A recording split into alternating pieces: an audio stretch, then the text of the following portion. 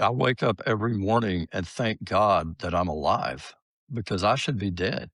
I should have been killed in a drunk driving accident. I should have died of a drug overdose. I could have been murdered by those guys that night or in other situations. I've been down a lot of shady and dangerous roads. I mean, I don't want to be a cheerleader for Orthodoxy, but to me, that's the only path I can't even imagine choosing another path. It's just been life changing and wonderful. And I can't imagine one day without my guardian angel at my side, without Saint Herman at my side, without the Panagia with me. I have a little tiny desk next to my bed with an icon of her, and I kiss her goodnight every night.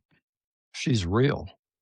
She's real. Like they say, we're surrounded by a cloud of witnesses, and we are. We have it all. And you don't have to live that life. God loves you more than that.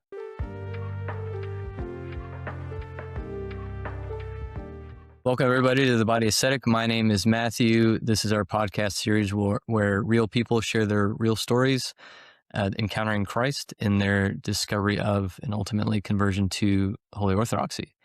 Our guest today is Herman, who has quite an interesting story to tell. But I'm going to hand it over to you, Herman, to introduce yourself and to give us a little bit about your background. Sure. Thanks, Matthew. Glad to be with you. My name's Herman. That's my baptismal name that was given to me 3 years ago, or the one I selected after St. Herman of Alaska. I was baptized into church on Holy Saturday in April of 2023. I live in Texas. My parish is in Louisiana, so it's an hour and a half drive every time and an hour and a half home. Wow. So, a little bit about me. I grew up in a very middle class, loving family, mom, dad, 2 younger brothers. I grew up in the Methodist church, and the only thing I can remember about that is that I hated going because it was so boring. And once I graduated high school and got into college, church was not something I ever thought about. It was just it was just not an option for me. Graduated college from University of Texas in 1985, hook 'em horns. And when I graduated college, I had to make a decision. Was I going to go out like my friends and try to make something of myself, start making a good living, get married, all those kind of things? Or was I going to go the other route, which was living a life as an openly gay man? I chose B. And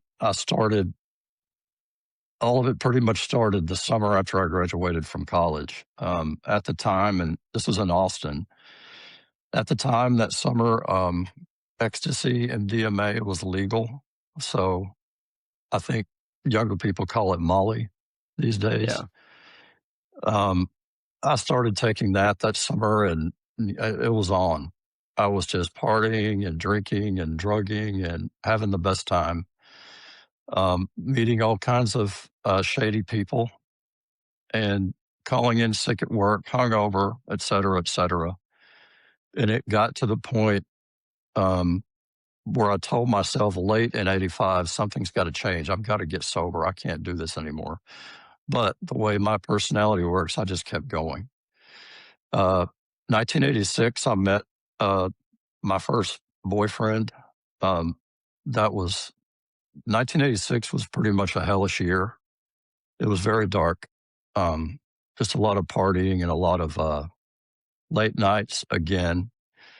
And the sad part is that this continued into the 90s. Most of the 90s are a blur to me. And it's, I went from job to job, town to town, lots of hookups, lots of, I almost feel bad talking about it because it, there's a big part of me that says, Rob, you should be dead. You shouldn't even be here tonight. By the grace of God, I am here, and only through him I am. And Amen. amen, indeed.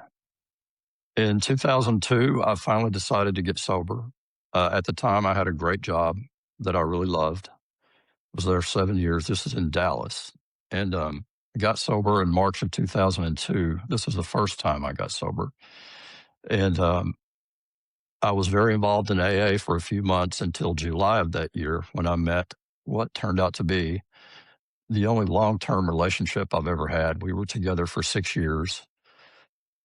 And towards the end of that 6 years, I decided, because of his controlling nature and because of our horrible relationship that was dying, I was just going to start drinking again to ease the pain. Mm. So, 2007, I started up again. I had what I call a 3-year drunk, and I finally stopped drinking alcohol. I got sober on my sobriety date from alcohol is November 10th, 2010. Now, going back a little bit, 2002, when I met this guy, I decided I was going to start going to church again. I was feeling all domestic. I just wanted to have my job, have the home life, and I was going to start going to church. Well, he's, of course, totally opposed to it. He said, "You can go. I'm not going to do that." Because to him, all churches were bad. All churches hate gay people, quote unquote. So I started, like a lot of gay men, I started going to an Episcopal church.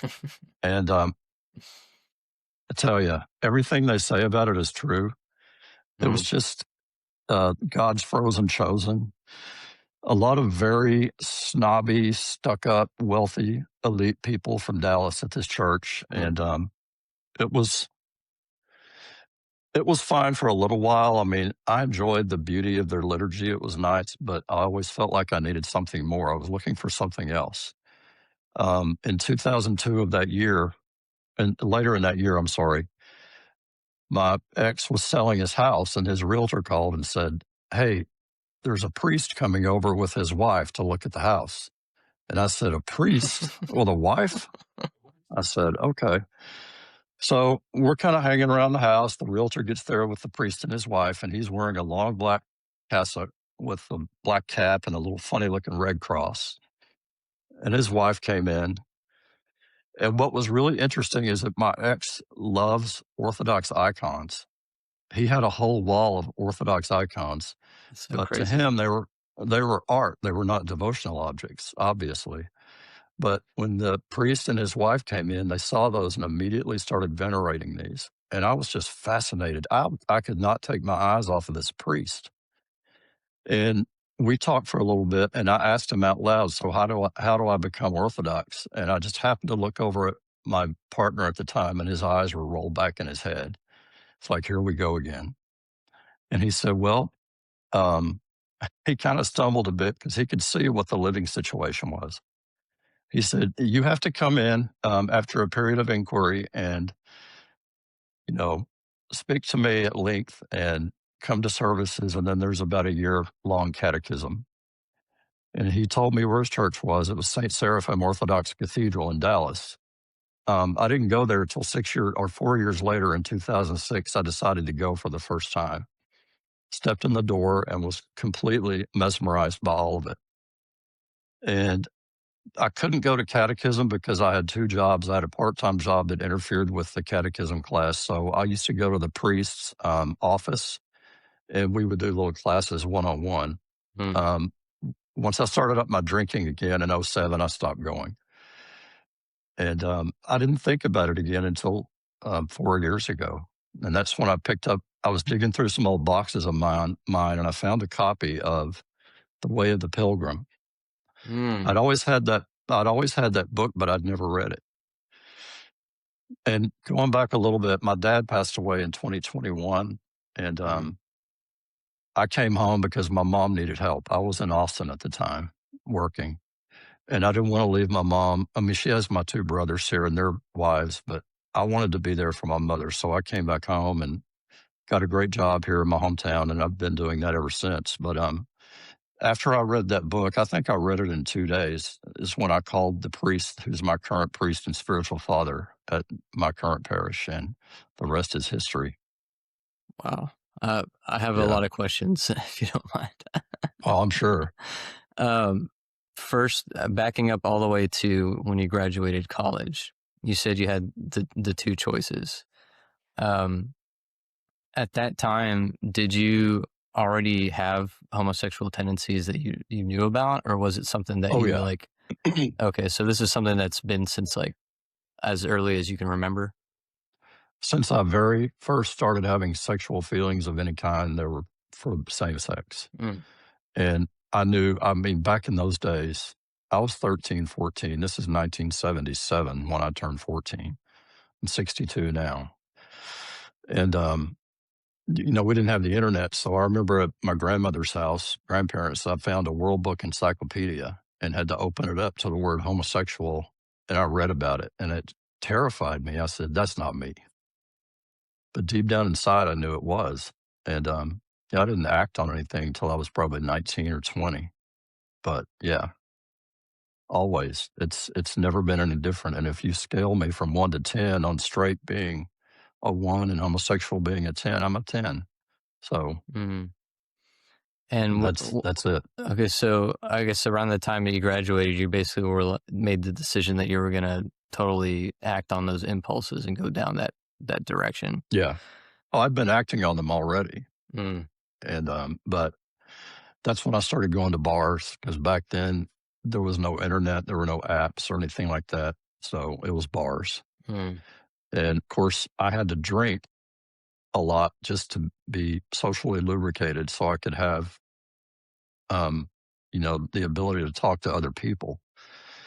And in the gay community then, in the same way today, it's covered up with drug use. It's like an epidemic. And any kind of drug that they could have taken, they were taking it. And there was a lot of late nights, a lot of after parties. There was this big club in Dallas that was very exclusive. We used to go to that and dance to house music um, all through the 80s. And I don't know, a lot of it's a blur. Part of me doesn't like to remember that or even like talking about it anymore because my life is so different now, thank God.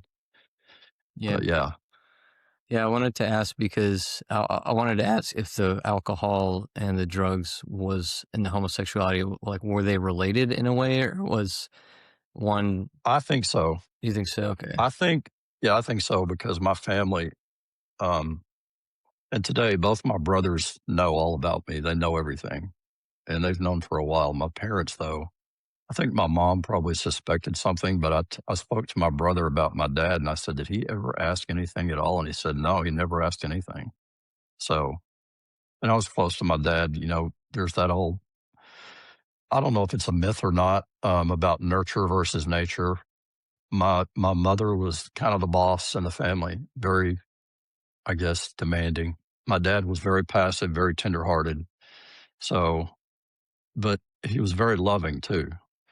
My dad used to hug me all the time. The last day I saw him, he gave me a big hug because I was going to Dallas to dog sit for some friends, and that's the last time. My last experience with my dad was him giving me a hug.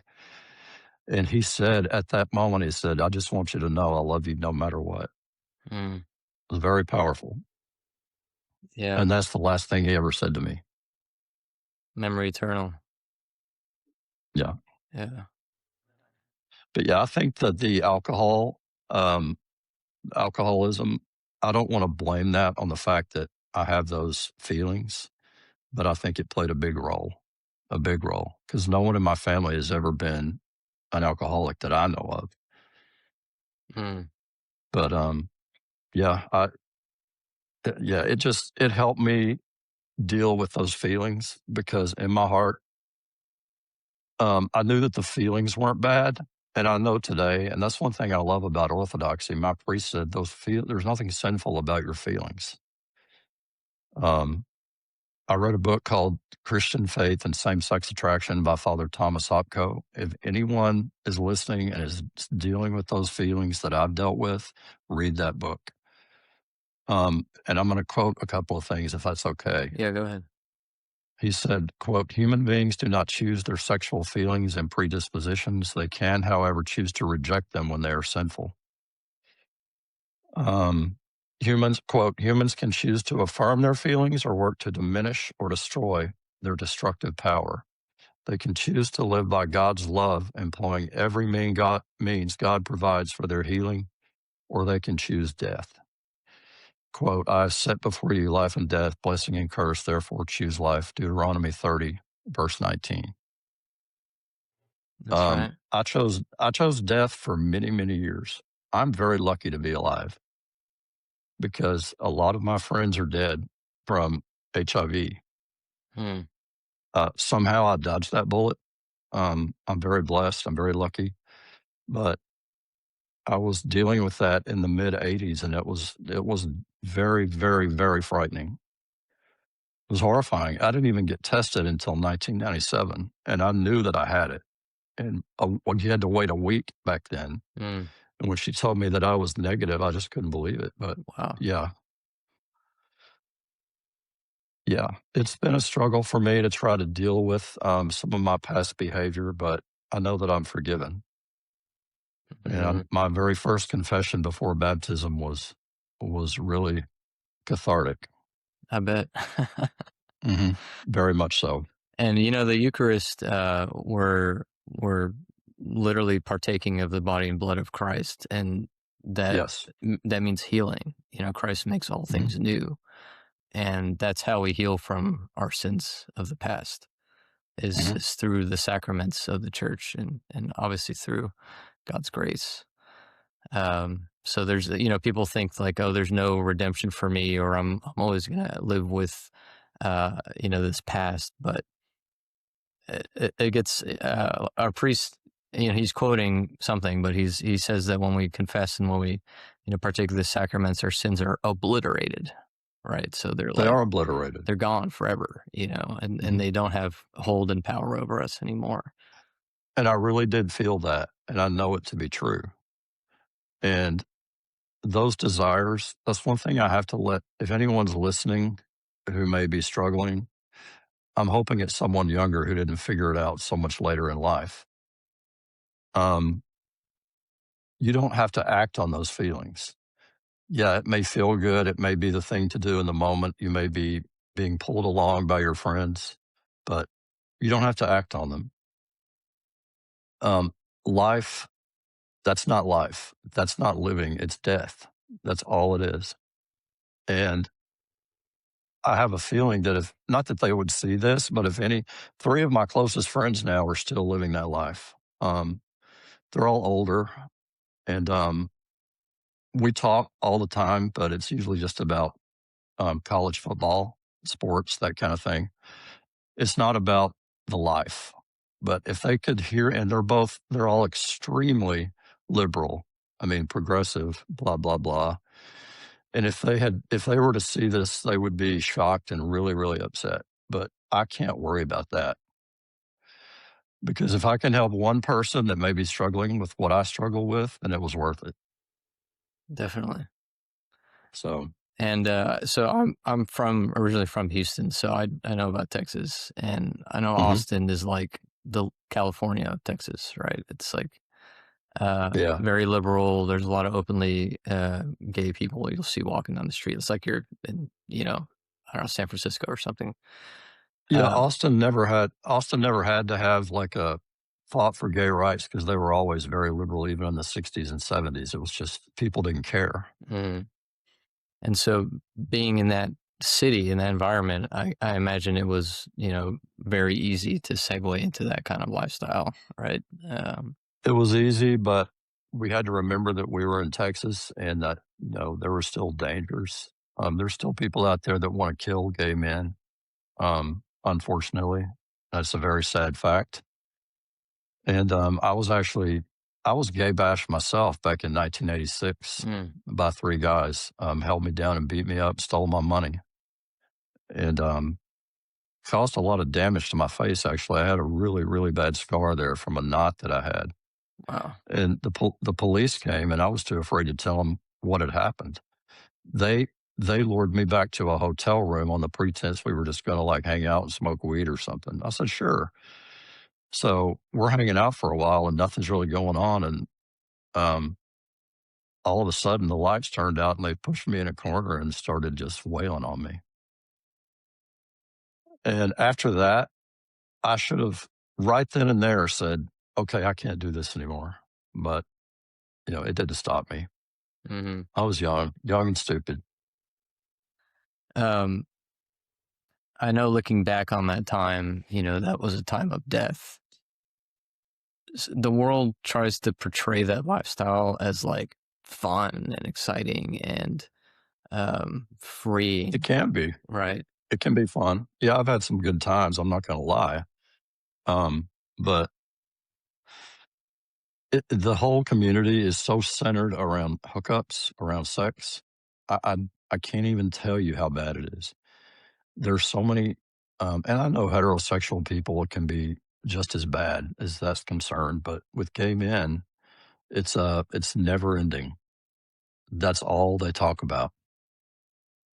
There's apps where you can go on now, it's not even an app, where you just men have they don't even have a photograph of their face, it's a map, and you can see wherever you are, and it's a map, and it shows who all's on there, and it's not a picture of their face, it's a picture of their body parts, and you just pick out which body part you like, and you hook up with that Wow. person.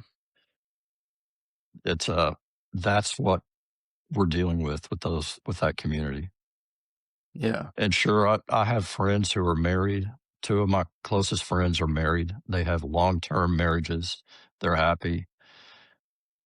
I mean, I don't want anything to happen to their marriages because they're legal now, and I love these people, and that's a struggle with me. I don't want anything bad to happen to them because it would be devastating if they were to lose that right to be married. But I still understand the church's position, and I totally support that. Yeah. Um, Yeah. Well, I mean, gay marriage in the church is real marriage. That's kind of how we think of it, right? So, like, a marriage by the state, marriage that's outside the church. Honestly, we don't really consider it marriage, right? Because it has to be marriage is a union that you're declaring in the presence of God, and if when you're not doing it in a church, obviously God is everywhere, but if you're not doing it in God's house, you're effectively not making that declaration in front of Him. Um, And I don't care what people might try to say. Sex between 2 men or 2 women is not compatible. The parts don't work. They're not, God made us the way we are for a reason, to create children, to create families. I never had that opportunity. I probably could have had it, but that's not fair to a woman to do that, a potential wife. Too many men back then and still today are married to women and they go out and fool around on them. What are they bringing back to their wife? What kind of diseases, if anything, are they bringing back? It's uh, it's yeah, very sad. yeah, spiritual It's damage too. absolutely. So I find it really fascinating that your boyfriend at that time that you met the Orthodox priest had Orthodox icons. Mhm. Uh, like, how did he even know about Orthodoxy? How did he get them? When he had them, did you even have any thoughts about them, or you just thought it was wall art? I just saw them. I thought they were Catholic. I just Mm. didn't really pay attention. I thought they were wall art, but he said he and his mom had bought them at a flea market there somewhere in Dallas, Hmm.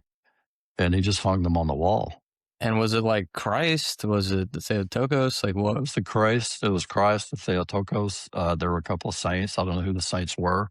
They're beautiful icons, and he and I we're still in contact. I used to dog sit for him. This was years and years after we separated, and I think I still have a key to the house. But he still has a few of them hanging up, and he knows I'm Orthodox now. And It's just so curious because it's like, okay, he got it at a flea market, but you said he wasn't religious. He didn't like the idea of no, church. So no, not at all. why does he have images of Christ in the house? I just find that very curious. He thought they were He thought they looked nice, and Mm. he's has a beautiful home. He's done YouTube. There's a YouTube channel that does not luxury homes, but like really beautiful houses. He's been on there and shown his house off. He's got all kinds of expensive artwork and stuff. So yeah, he was on another level with me as far as his taste. I just wanted to watch football and mow the yard and hang out. Well, He wanted that's to go crazy to to me to know that in this show that his house was in, that some Orthodox icons were there. So, Yeah, I've got that saved on YouTube. I need to look and see if there's I don't know if there's this one room that they're in now, they're kind of in a corner, so they're not prominent like they were mm. before. Yeah. So I grew up Orthodox, and Right. in the 90s, or in early 2000s, even Orthodoxy was very not known. I mean, we used to Mhm. call it the uh, America's best kept secret or something like that, just because nobody knew what it Not was, anymore. and not anymore, right? Yeah. I mean, growing up in middle school and high school, crossing myself and 3 times, and pulling out my peanut butter sandwiches during Lent, and uh, Mhm. saying I can't eat all 50 days. Like, it was just, people didn't understand it. Man, So I'm so sick of peanut butter yeah, me too. And shrimp. and um, shrimp. but like, anytime we saw an Orthodox icon in any other context except at church or at a friend's house, it was like, I, there's Mhm. something that, an Orthodox icon. So just the knowledge that, like, it's there's a home decor show, and there's Orthodox icons in there. That's something that, like, if Yeah. we saw growing up, we would have been like, I know that. Like, Look, we gotta venerate that. Come on. yeah, exactly. And Last time I was there was about 2 years ago, and, I actually venerated the icons. I wanted to wow, give them the respect that they were due, and he saw me do it, he didn't have a comment. I mean, he has no comment about it, trust me, he does not. He doesn't care anymore, but yeah. Well, I think it was no coincidence that he had those, and an Orthodox priest happened to come and I look at the think house. it was a big coincidence, and I totally believe in that, and I ended up getting to know this priest. He was there for he's moved somewhere else now, he and his wife, but yeah, he was a good man. So, That's a great church there. what was it about him that, because you said when you saw him, you were fascinated, and there's I something couldn't about him keep that my eyes intrigued off you? of him, because the realtor had told us he's Orthodox, and, it kinda clicked in my head. I said, "Oh, those are the ones from Russia and Greece." Oh, So, you knew about Orthodoxy. Okay. yeah, yeah, because, my Catholic friends, and I had talked about Orthodoxy before, and they said, "Oh, yeah, the Orthodox are the ones who left us." Yeah, of course. Yeah, for good reason. But anyway, Well, it was they yeah, I that knew left about us, Orth but yeah. I don't know, right. I was fascinated by him, and when they were venerating, I just felt something. I don't know what it was. And then 20 years later is when took the plunge. I tell people that my catechism was 17 years long, and it technically was because it was always in the back of my mind. I would dream about it. Mm, I had dreams about Orthodox churches all the time. wow. Before having set foot in one? But, well, this is after Mm, I had first set foot in one. That was 2006 when I first went to St. Seraphim in Dallas. mhm, I even went to a monastery the next year for a weekend and really loved that experience. mm. So, That's and later amazing. I'll have to tell you another monastery story Yeah. about a demonic attack. Oh, okay. Oh, yeah.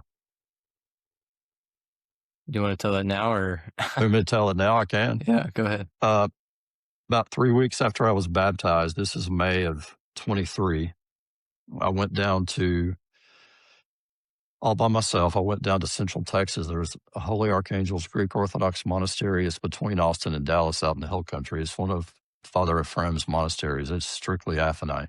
Mhm, And I'd been several times before, but this is my first time newly Orthodox. And the abbot allowed me to stay for one night on a Saturday. So I got there Saturday morning and I was helping around. I helped them do some landscaping and I would read and study, try to stay off my phone, etcetera. Went to Vespers that evening. It was just incredible. Um, Loved it so much because they have a Byzantine chanter that comes in from St. Mary's University, or there's St. Mary's or Trinity in San Antonio that does the chanting, and it's just incredible. Anyway, went to bed about 10 o'clock that night, and it's in a big kind of a dormitory style room where they have a bunch of cots. They haven't finished their guest quarters yet, I guess, but I was in a cot. There was one other pilgrim in there, and I went to sleep at 10 o'clock. I was exhausted. Woke up at 8 the next morning, and I'd just had a horrible nightmare. I'd been having it all night about some entity without a face that was chasing me and would scream at me, and I would try to run from it, and it kept catching up to me. And I didn't really think too much about the dream, but the guy that was 2 or 3 cots over said, "Hey, man, you were really kicking and punching something in your sleep Wow. all night long." So anyway, I got up, got dressed, went to divine liturgy, and I was so exhausted. I could not keep my eyes open. I just slept 10 hours, or at least I thought I had. I felt like I had a hangover. It was awful. Made it through liturgy and told one of the priest monks about my dreams, and he just kind of casually said, "Oh yeah, happens all the time. Y- You knew you were being attacked. The devil is very angry with you right now, very angry." And yeah, and my priest told me that doing this podcast, and I'm going to do Unto Ages, um, God willing, in a couple of weeks. He said, expect the attacks to come. Yeah. So I'm ready. I'm not scared. Did you experience anything similar like leading up to baptism? Because sometimes people, as they're approaching baptism, the devil just kind of goes all out. Oh yeah. Yeah, it was just nonstop, sexual urges that, I mean, never really went away in the first place, but they were very intense leading up until baptism. And then I was baptized and I was like, "Oh, thank God." And that's when the men in the church said, "The hard work is just starting. Just Yeah, wait." yeah. And boy, were they right. That's step one. So, yeah, that's just the first step. Get ready. Wow. So, Um, so I wanted to back up um, that period between you when you first uh, were introduced to that Orthodox priest and went to an Orthodox church. You kind of had a relapse, right? You started drinking again. Um, this was I don't remember how long you said, maybe a few years it was a period. 3-year drunk between 2007 and 2010. Okay, and then you got sober again, and then Yeah, you didn't rediscover Orthodoxy until like 2020. You said 2021, 2022. 2022. Okay. But like I said earlier, it was always in the back of my mind. Hmm. Um, I had to have a chat with my mother in 22 and tell her what I was doing, and she said, "Well, they're Southern Baptists to the core right now. They were all saved, as they say." And she said, "Oh, your dad would not like this one little bit." And I said, "Well, it's about my journey." And she's really come around to it now. Our priest comes and blesses our house once a year, and she loves my priest. Always hugs him and talks to him. And the first time she met him, she goes, "Now is Rob saved?" That's funny. Yeah, I just told my real name. I said, is he saved?" And he grabbed her by the hand and said, "I promise you, he's saved. But it's daily redemption. Hmm. We don't just say one and done." Anyway, Right. I'm kind of going off on a tangent there. No, it's all good. I mean, I asked because, like, in that time, because you said you were having these kind of desires to reconnect with faith, and before Orthodoxy, you were thinking of just church in general. Did you explore other churches Mhm. in the meantime? Okay.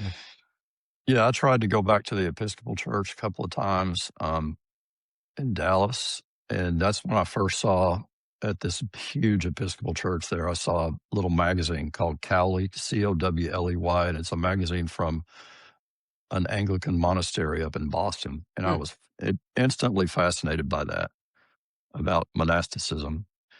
And I read a lot about them. I got on their website and kind of saw what they do, and I eventually learned that their biggest concerns are like LGBT rights and gender equality and climate change, that kind of thing. They're not focused on the Gospels. So anyway, but that kind of got me started in being interested in monasticism. And, I think if it was not for my family situation with my mother, I would have prayerfully considered that more closely. Mm. But I did think about it, So that kind of introduced you to the idea of monasticism? and of Orthodoxy, because I started reading about Orthodox monastics. That's when I first read about Mount Athos, and I said, "Okay, Mm. I've got to go there someday."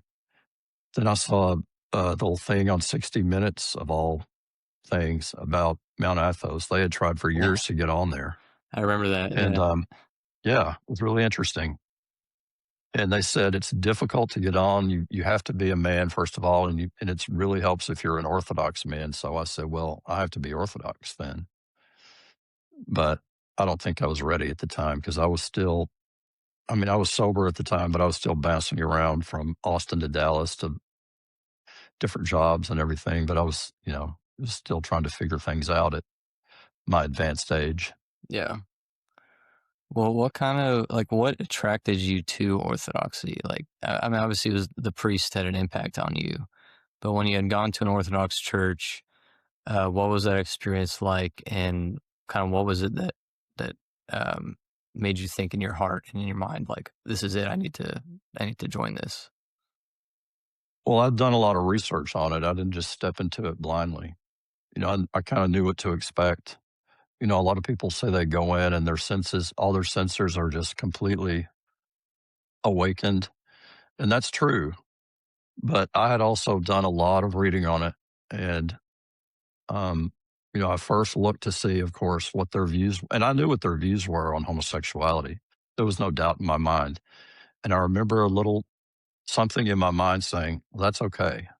Let's keep reading about this. And it fascinated me because they said they were the ancient church, the original church, and of course that was true, and that's what I was looking for.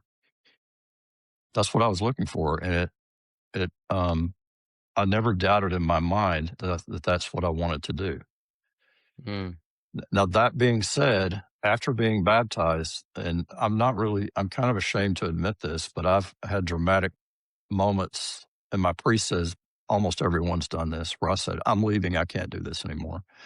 I've left the church 2 times in the last 3 years. The last time was, last year, 2025. I sent him a letter and I said, "I just don't think I'm cut out for this. It's too hard. It's too rigid. I can't do the fasts. I can't do all the praying. I can't come to church because it's so far away." And he accepted it, but he said he was very pained by it and that I would be welcomed back anytime. 6 months went by. This is from June to December of last year. I was not going at all. I was not reading. I was not praying anything. I wasn't going to any other churches or anything like that. And I wasn't out exploring anything sexual. I had no interest in that either. It was just 6 months of nothing. It was just completely blank, um, spiritually dry, just nothing. And I'm not trying to compare the church to Alcoholics Anonymous, but in AA, you have people that are called dry drunks. These are Huh. people that stop going to meetings and stop working the steps, stop working with a sponsor, or stop helping others. And they're called dry drunks because they're not working the program. And I know what that felt like. And I said, this is just like being a dry drunk. And I don't know what it was. One day, it just came over me that I'm going back to church. And ever since then, this is in December, it's just been intense. I've been very centered and very focused on my prayer. I have been going to church every Sunday, even though it's a long drive, like I said. I'm keeping in contact with my priest as I think I should, and my godfather. He and I are very, very close. He and his wife, they're wonderful. And oh, and also, I'm sure you've heard of Father Hans Jacobsi's Brotherhood of Saint Paisios. Yeah. I became a member in 2023, and I went through 2 of the ASI classes, Achieving Sexual Integrity, and I made some very, very close friends through those groups. and they did a lot of good for me. And I missed my brothers. I missed all of it.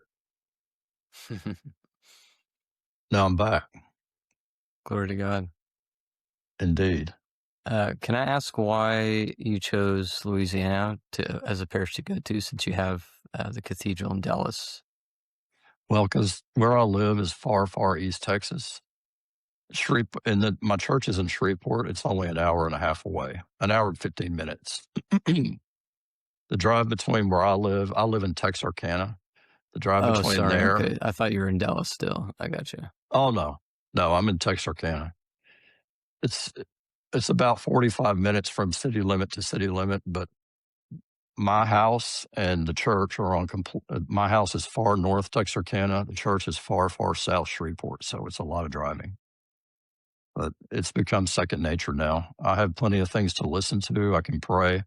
I love the quiet time in my truck. No music. No. I used to listen to Howard Stern. I was a huge Howard Stern fan. Yeah. Yeah. Suddenly I'm not interested in that anymore.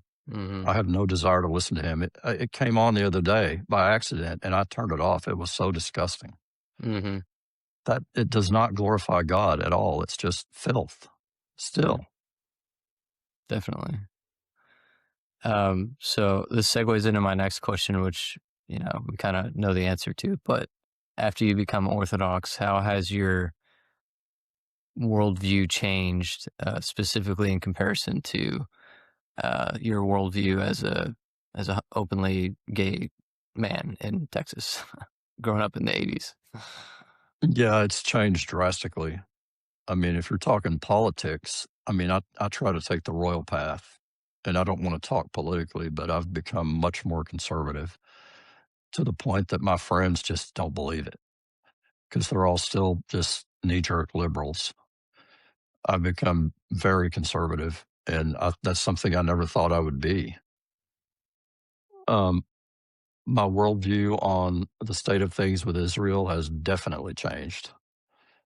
I don't want to get too political there, but I understand the Orthodox Church's position. And if I hear of one more Orthodox Church being bombed by IDF, it's Yeah. just, I'm going to go over there myself. Yeah, it's You know, sad what's going I'm on there. sorry. Netanyahu is a murdering psychopath. 5 years ago, I thought, oh, he's great. Let's support Israel because that's what we're supposed to do. Hmm. No, we're not supposed to. Those are Zionists. Those are lobbyists. The Jewish Israeli lobby is very powerful. Oh yeah. And yeah, I'm getting too political. I'm sorry. Yeah. I mean, I'd love to have that conversation, but I guess I was Yeah, more that's for, asking, like, in terms of how you view love, let's say, and oh, relationships okay. and brotherhood and things that, like, from a homosexual point of view, there's, they say love is love and things like that. But how has those views transformed through the Orthodox lens? Um, you know, I think there's, two men, two women can genuinely love each other and be in love because I've experienced it myself, but it took me nowhere. It got me nowhere because the purpose of being on this earth, we're to multiply, we're to have children, we're to have a wife that we stay with for the rest of our lives and have kids. They have kids. I never got that chance. I could have, like I said, but I could have destroyed someone's life and my own. And that's not fair to them. Um, and one thing I have to tell people who may be struggling with what I struggle with, those feelings don't go away. They're still there. I still struggle.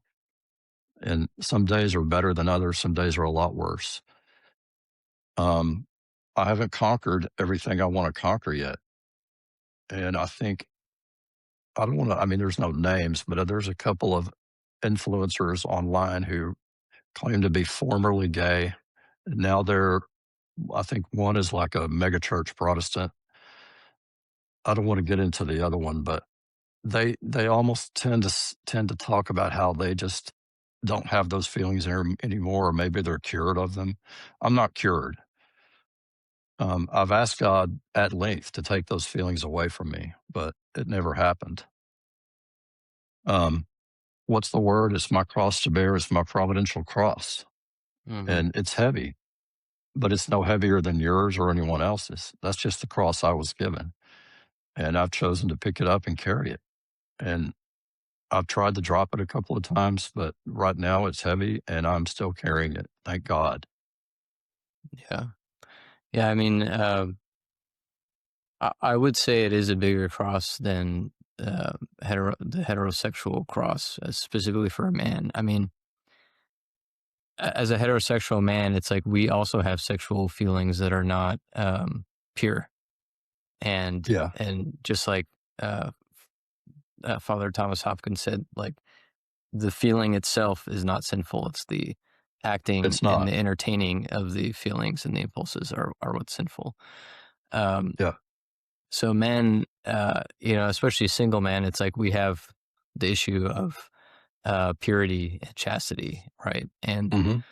I like the way my priest puts it is that we don't we don't he likes to put things in a positive perspective rather than the negative. So the negative would be like we're avoiding let's say premarital sex, whereas Hmm. he likes to phrase things in the positive where we're pursuing chastity, we're pursuing Yeah. purity, right? We're pursuing the virtue, and heterosexual men and women uh, pursue chastity, pursue virtue, and it's a struggle.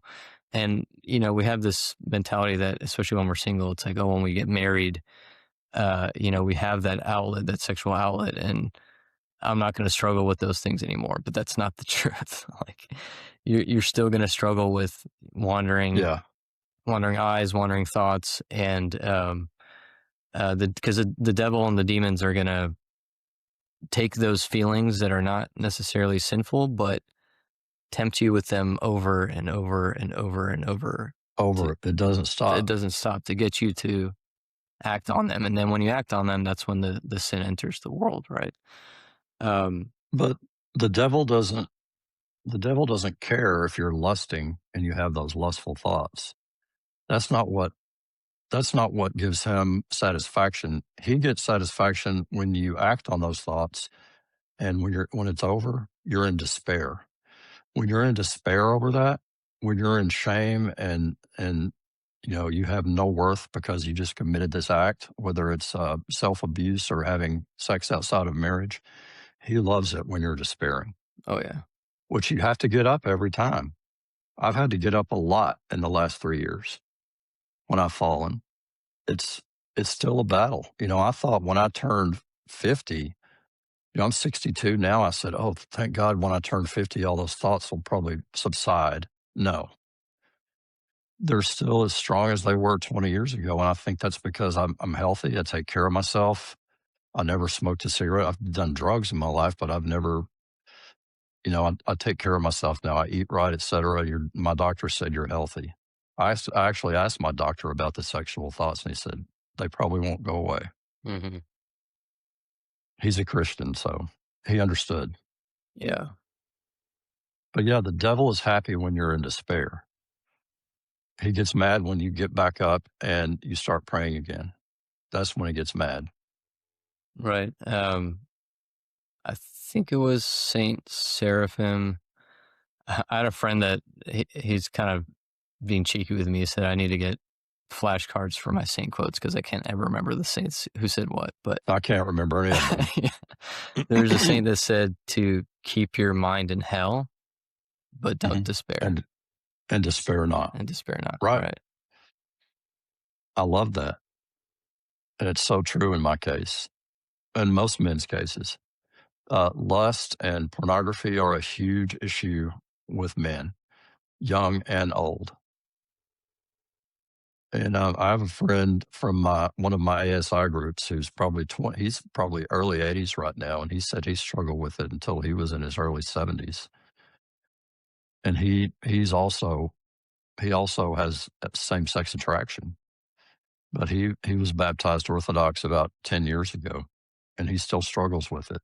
But we have our brothers to lean on, and One of the things I loved so much about the Orthodox Church, I told my priest early on about my inclinations. He didn't bat an eye. He said, "Well, you're welcome here, of course, but you understand." I said, "Of course I understand. I can't act on those feelings." And it was in some of the evangelical churches I've been to, I've told, and I didn't go to many because that's definitely not my thing. You know, all the hands in the air and the praise and worship music and the songs with 75 choruses. Um, they were like, "Oh, you're homosexual? Oh, well, you can change. We can fix that. We can cure you. And you can be married to a woman in a year and you can have a family and all that kind of stuff." And I said, "No, that's not going to work in my case." That's very damaging to people when you tell them that. Um, as we say in AA, there's an easier, softer way. That was not an easier, softer way. Orthodoxy, I won't say it's been easy, but it's softer. They were more gentle with me. They, being celibate is something I can live with. That's easy. Um, I still struggle with lust and with PMO. And do you know what PMO means? I'm assuming. Mhm. I guess I can say it here. Porn, masturbation, orgasm. That's what we call it in the classes I took, Brotherhood of St. Paisios. But let me tell you, it's way, way less than it was even 3 years ago. It's hardly any. This year has been pretty quiet. And, and I'm ashamed to admit that online in front of other people, but all the men know what I'm talking about, whether you're same sex attracted or not. It's still a struggle because our world is broken I would say it's probably the biggest struggle for young men in 2026, by right? far, Right. by far. Never before have we had such widespread and easy access to just unlimited amounts of PMO, right? Yeah. Um, so you gave some great advice, but I would like to close with giving you an opportunity to speak to anyone who's maybe in a similar situation as you or a younger version of you. What kind of advice would you give them for struggling with this kind of lifestyle and this kind of cross? My advice would be there was a whole ad campaign years ago about how if you're a gay or lesbian, whatever, transgender, it gets better. For me, it didn't get better. For a lot of people, it doesn't get better. It gets worse. Um, like I said earlier, you don't have to act on it. You don't have, just because it feels good doesn't mean you have to do it. Sure, it feels good, but you know, doing cocaine makes you feel good for a little while, but look at the damage it's doing to you. Um, if I could just grab anyone by the neck and shake them and say, it's going to lead you to despair, 9 times out of 10, it's going to be a very sad, lonely life because, and first of all, men don't want to commit to one another. There's no such thing as a monogamous relationship. These married couples I know, they have sex outside of their marriages all the time. Hmm. It's understood. They all have agreements, or they bring in a third, and it's just I can't live that way. And like I said, life is just so much easier right now. I've never been happier. I wake up every morning and thank God that I'm alive because I should be dead. I should have been killed in a drunk driving accident. I should have died of a drug overdose. I could have been murdered by those guys that night or in other situations. I've been down a lot of shady and dangerous roads, and they don't have to go down those roads. Um, I mean, I don't want to be a cheerleader for orthodoxy, but to me, that's the only path I can't even imagine choosing another path. It has been, it's just been life changing and wonderful. And I can't imagine one day without my guardian angel at my side, without St. Herman at my side, without the Panagia with me. I have a little tiny desk next to my bed with an icon of her, and I kiss her goodnight every night. She's real. She's real. And we're, like they say, we're surrounded by a cloud of witnesses, and we are. We have it all. And you don't have to live that life because it's just not the way to go. God loves you more than that. Amen. Well, I appreciate you, Herman, for coming on the show and sharing this, personal and intimate story with us.